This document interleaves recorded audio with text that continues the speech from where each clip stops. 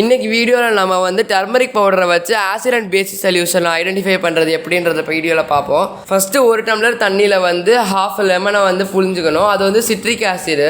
அடுத்து வந்து டர்மரிக் பவுடரை எடுத்துக்கிட்டு மிக்ஸ் பண்ணிட்டோன்னா அது வந்து அதே எல்லோ கலரில் தான் இருக்கும். ஸோ இதுலேருந்து என்ன தெரியுதுன்னா ஆசிடில் வந்து டர்மரிக் பவுடர் மிக்ஸ் பண்ணோன்னா அதில் வந்து எந்த கலர் சேஞ்சுமே இருக்காது.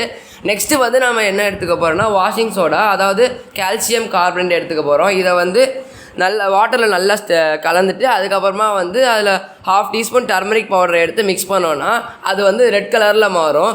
ஸோ இதில் என்ன தெரியுதுன்னா பேசிக் சொல்யூஷனில் வந்து டர்மரிக் பவுடரை வந்து ஆட் பண்ணும்போது அது வந்து ரெட் கலரில் மாறுது. இதை வந்து இந்த எக்ஸ்பெரிமெண்ட் வந்து ஃப்ரெஷ் வாட்டராக இருந்தாலும் சரி, டேப் வாட்டர்லாம் சரி, இந்த எக்ஸ்பெரிமெண்ட் வந்து லெபார்டரிஸில் வந்து சிந்தட்டிக் இண்டிகேட்டர் வச்சு யூஸ் பண்ணுவாங்க. அதாவது வந்து மித்தைல் ஆரஞ்சு, அப்புறம் வந்து blue litmus paper, red litmus paper, phenolphthalein அது மாதிரி யூஸ் பண்ணுவாங்க. நம்ம வந்து ஹோமில் அந்த மாதிரி வீட்டில் வச்சு ப்ராஜெக்ட்ஸ் பண்ணும்போது நம்ம நேச்சுரல் இண்டிகேட்டர், அதாவது டர்மரிக், பீட்ரூட் ஜூஸ் அதை மாதிரி வந்து யூஸ் பண்ணி நம்ம ஆசிட் அண்ட் பேஸை வந்து ஐடென்டிஃபை பண்ண முடியும். தேங்க்ஸ் ஃபார் வாட்சிங் திஸ் வீடியோ. உங்களுக்கு இந்த வீடியோ பிடிச்சிருந்துச்சுன்னா லைக் பண்ணுங்கள், ஷேர் பண்ணுங்கள், மறக்காமல் சப்ஸ்கிரைப் பண்ணுங்கள்.